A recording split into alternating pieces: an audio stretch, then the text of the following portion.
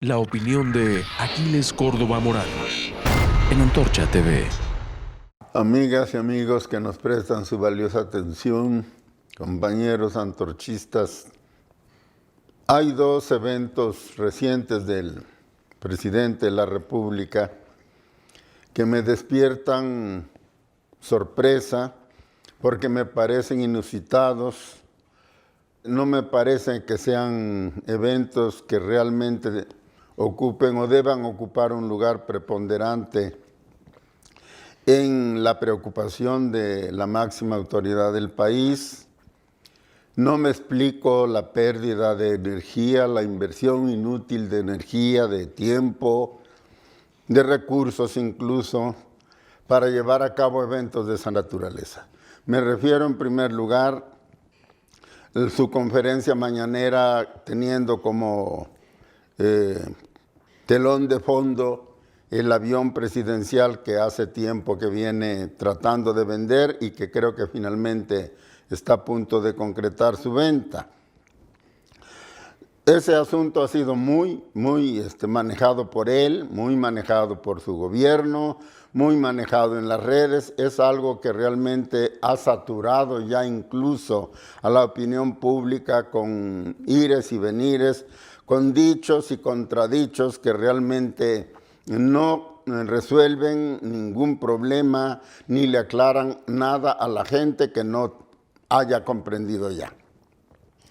El otro evento que me llama la atención es el llamado insistente, el llamado puntual a toda la opinión pública, al pueblo de México en general, a que concentre su atención, a que no pierda detalle del juicio que se está llevando a cabo en contra de Emilio Lozoya, exdirector de Petróleos Mexicanos, acusado de actos de corrupción, y que, según dicen los medios, está dispuesto a denunciar a quienes lo llevaron a cometer esos actos, lo obligaron a cometer esos actos, que eran sus jefes inmediatos.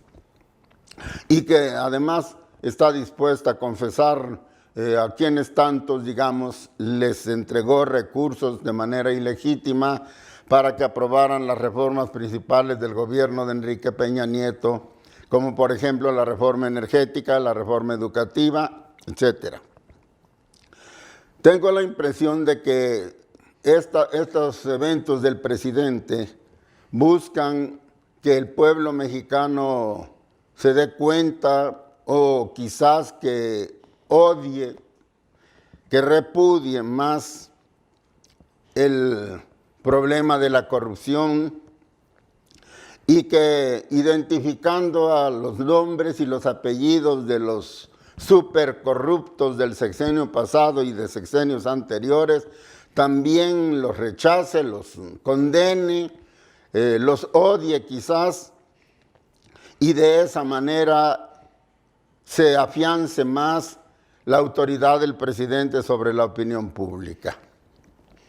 Digo que me parece esto inusitado, innecesario, un desperdicio de recursos y de tiempo. Primero, porque, repito, el pueblo mexicano está bien enterado, está bien empapado de la corrupción que existía antes de la llegada de López Obrador en el gobierno e incluso en la empresa privada mexicana. Lo sabe el pueblo de México. Sabe los nombres de las gentes que cometieron actos de corrupción verdaderamente gigantescos y sabe que ocupaban altas responsabilidades en el gobierno del Estado. Ya los juzgó, ya los condenó y ya los condenó en las elecciones de 2018, que fueron las que llevaron al gobierno a López Obrador.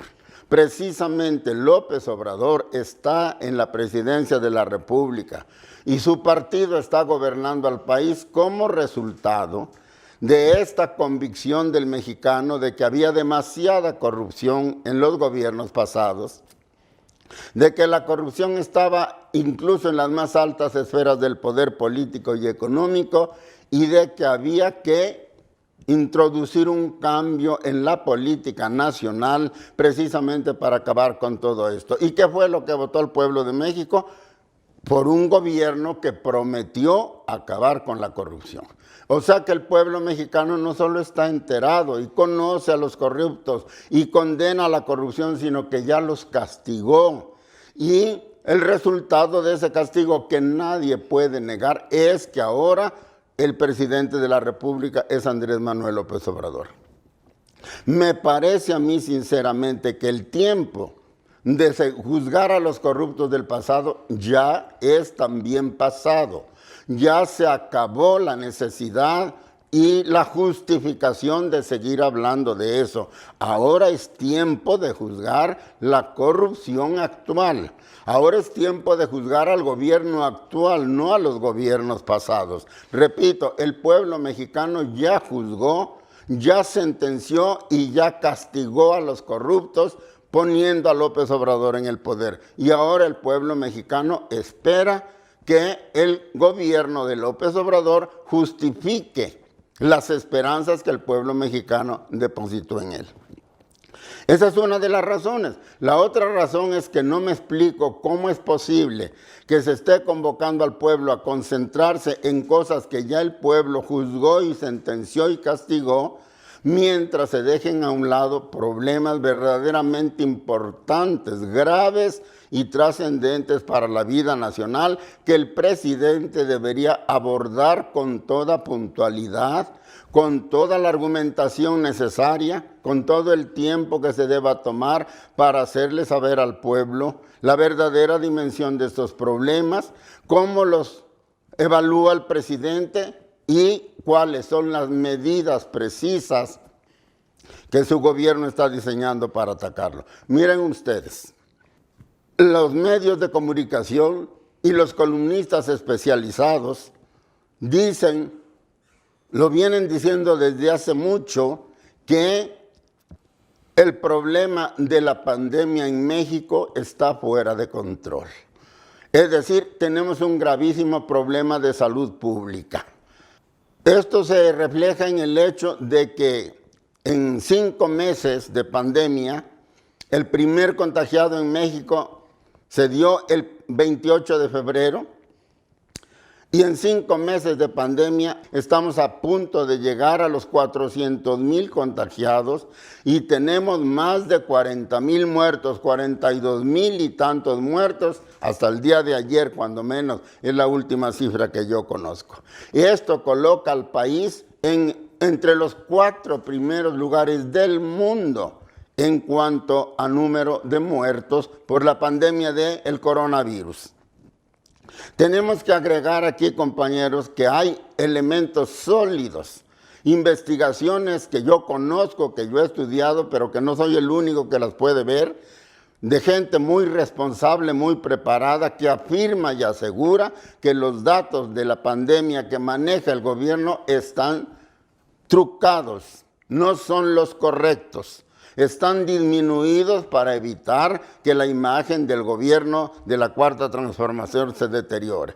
Se habla de que no hay 42,000 muertos, sino que en la actualidad debemos andar cerca de los 200,000 muertos realmente. Nosotros los antorchistas tenemos datos de primera mano, porque estamos en todo el país y además no estamos en las oficinas, ni estamos en relación con las altas esferas de las finanzas o de la clase privilegiada. Estamos entre los más pobres de los pobres del país. Y sabemos que en efecto mucha gente se ha muerto en sus casas, o bien porque no la recibieron en los hospitales, o bien porque no la pudieron atender correctamente en algún hospital que no estaba preparado, o bien porque la gente, por temor a que la mataran en el hospital, no acudió. Son muchísimas las gentes que nosotros sabemos que se han muerto en sus hogares. Y junto con eso, el gobierno, al negarse a hacer pruebas sobre la pandemia en gente que no presenta síntomas graves y los manda a su casa, también contribuye seriamente al subregistro de los muertos.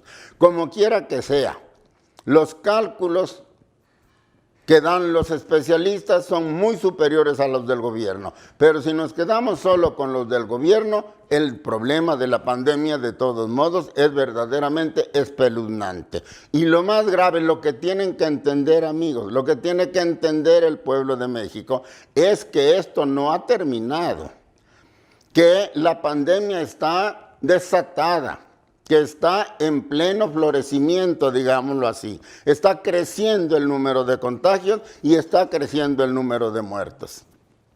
Y si ustedes, amigas y amigos, compañeros antorchistas, se ponen a pensar, se ponen a ver, a tratar de entender lo que está pasando en su alrededor, se van a dar cuenta que no hay una política del gobierno consistente, única, bien diseñada, en la que se está insistiendo, en la que se esté tratando de llegar hasta los últimos rincones del país para frenar el contagio. El gobierno no está haciendo nada, como no sea decir que vamos bien y que ya se aplanó la curva. La tragedia del coronavirus está creciendo y no sabemos cuándo va a terminar. Les recuerdo que en mi comentario pasado decía que el secretario de Hacienda dijo en una reunión del G20, los países más desarrollados del mundo, que la pandemia en México va para año o año y medio y que en ese tiempo nos tenemos que acostumbrar a convivir con el virus. Eso dijo el secretario de Hacienda.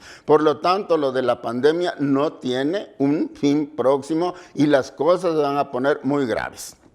La pandemia no solo está afectando la salud del pueblo, también está afectando la economía del pueblo. También la situación económica del pueblo es muy grave y tienen ustedes que saberlo y tienen que reflexionar en ello.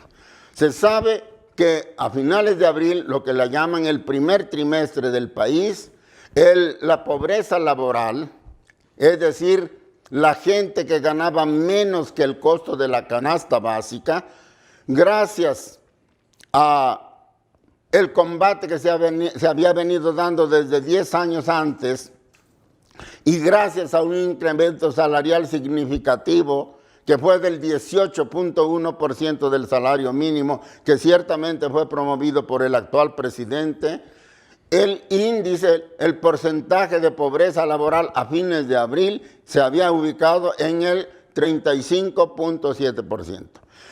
En 2 meses de pandemia, es decir, abril y mayo, ese porcentaje subió al 54.9%. Es decir, la pobreza laboral en 2 meses se incrementó alrededor del 20%. Esto significa que más o menos 70 millones de mexicanos en la actualidad no pueden comprar la canasta básica. Junto con esto, es necesario saber que con motivo de la pandemia hemos perdido 1.2 millones de empleos formales, es decir, de los que están registrados en el Instituto Mexicano del Seguro Social. 1.2 millones. Y 11.3 millones de mexicanos tuvieron que entrar en paro forzoso, dejaron de trabajar precisamente por razón de la pandemia y por el llamado a enclaustrarse para defenderse del coronavirus. Esto nos da un total de 12.5 millones de mexicanos que no tienen empleo en la actualidad. ¿Cuántos de ellos podrán regresar a su trabajo? No lo sabemos. Pero podemos estimar lo que va a suceder si nos informamos de que la Comisión Económica para América Latina, la CEPAL, cuyos estadísticos tienen fama en todo el mundo de ser muy competentes, afirman que no menos de 500,000 empresas mexicanas, entre micro, pequeñas, medianas y grandes empresas, van a cerrar definitivamente. 500,000 de empresas van a cerrar por los efectos de la pandemia y por falta de apoyos fuera fiscales o para mantener el pago de la nómina por parte del gobierno de López Obrador.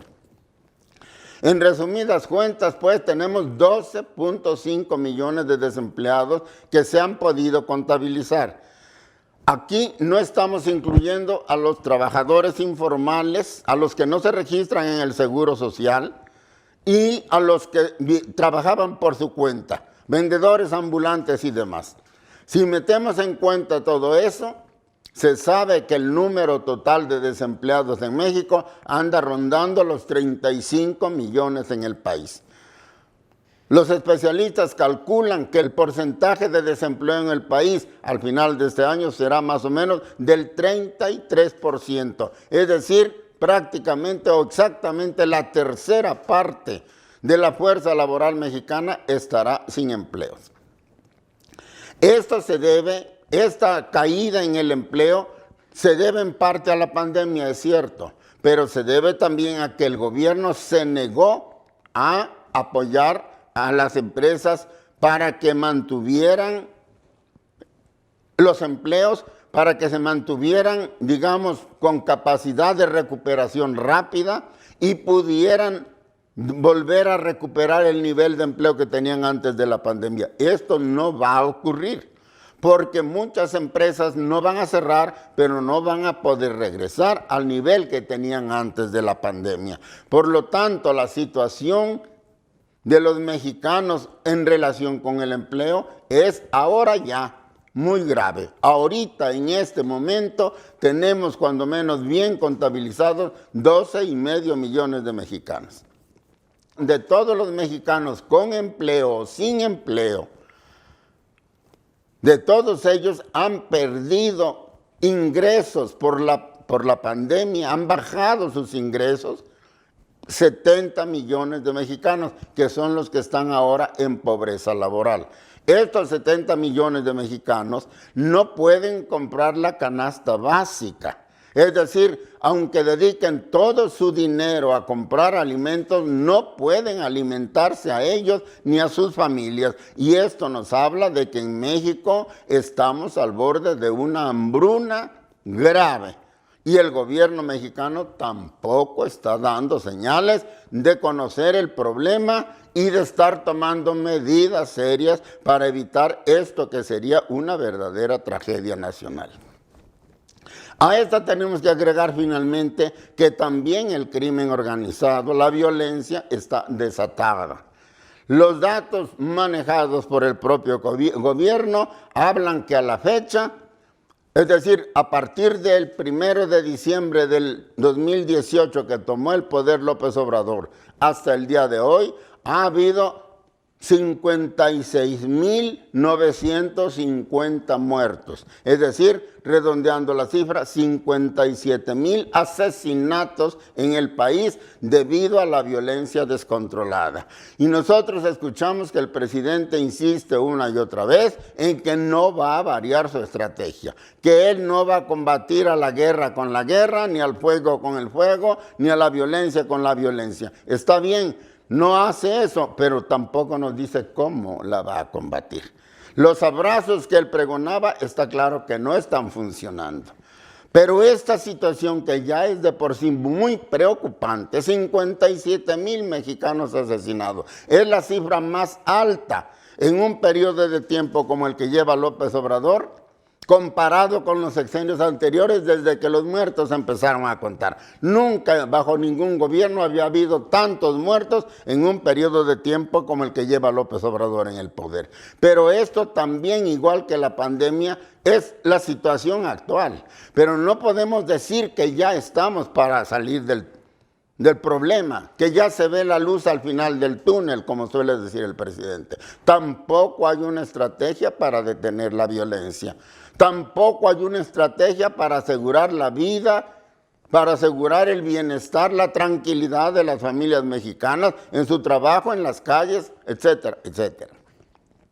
Y esto, todos los especialistas dicen que se va a agravar precisamente con el incremento del hambre, con el incremento del desempleo, con el incremento de la pobreza laboral y con el incremento de falta de recursos para atender la salud de los que se enfermen con coronavirus.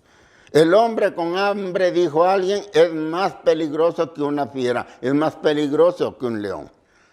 Si un padre el que sea en el que ustedes quieran pensar, siente que sus hijos están muriendo de hambre y que no puede recurrir al empleo, ni al gobierno, ni a nadie para remediar su problema, va a delinquir.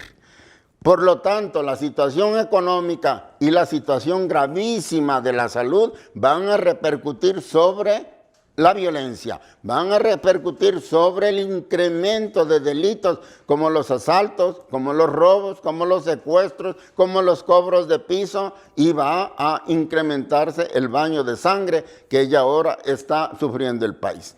Este es el panorama que tenemos. Tenemos un panorama verdaderamente desolador en materia de salud, en materia económica y en materia de seguridad pública. Y el presidente de la República está perdiendo el tiempo haciéndonos conferencias para que veamos el avión presidencial y que nos escandalicemos por el lujo que tenían los gobiernos pasados, o llamándonos a que nos pongamos ante la televisión 24 horas para seguir el proceso de Emilio Lozoya. ¿Y eso en qué va a repercutir? O yo quisiera saber, ¿eso en qué va a beneficiar al mexicano? ¿En qué va a aliviar los problemas que yo acabo de reseñar muy brevemente? Absolutamente en nada, compañeros. Nuevamente yo vuelvo a dirigirme al pueblo de México. Vuelvo a decir, como lo dije la vez pasada, yo no soy un crítico especializado. Yo no hablo simplemente porque sea mi oficio analizar la situación del país. No soy politólogo ni pretendo serlo. Yo soy un luchador social que conoce más o menos bien el país y conoce más o menos bien a las clases más humildes de ese país, porque entre ellas nací, porque entre ellas he vivido buena parte de mi vida. Por lo tanto, es por ellas por las que me preocupo y a ellas es a las que me dirijo. Tienen que entender que esto que está haciendo el presidente es realmente un intento de hacer que ustedes olviden los verdaderos problemas, que ustedes se centren en algo que puede ser muy llamativo, pero que no tiene nada que ver con el verdadero fondo de los problemas y que tampoco los va a aliviar en alguna medida. Y tienen que reaccionar, tenemos todos que reaccionar. Tenemos que organizarnos, tenemos que unirnos, tanto para exigir al gobierno que instrumente verdaderas políticas de salud, verdaderas políticas salariales y de mejoría de la alimentación de la gente y verdaderas políticas de la seguridad pública, y tenemos que unirnos porque tengo pocas esperanzas de que estas demandas sean respondidas por el actual gobierno. Tenemos que unirnos y tenemos que entender que en el 2021 tenemos una buena oportunidad para comenzar a cambiar en serio las cosas. Votemos por diputados más identificados con el pueblo. Votemos por gobernadores que realmente se preocupen por el pueblo. Pónganle atención a la propaganda de los diputados, en particular a la de Morena, y dense cuenta de las mentiras que van a decir los de Morena para seguirlos engatusando. Y reaccionen contra esas mentiras. Sacúdanse las mentiras de Morena y sacúdanse las bolas de humo del presidente. Piensen en los verdaderos problemas del país y decídanse, amigas, amigos, antorchistas de México, decidámonos todos a cambiar las cosas que mucho le está urgiendo a nuestra patria. Muchas gracias.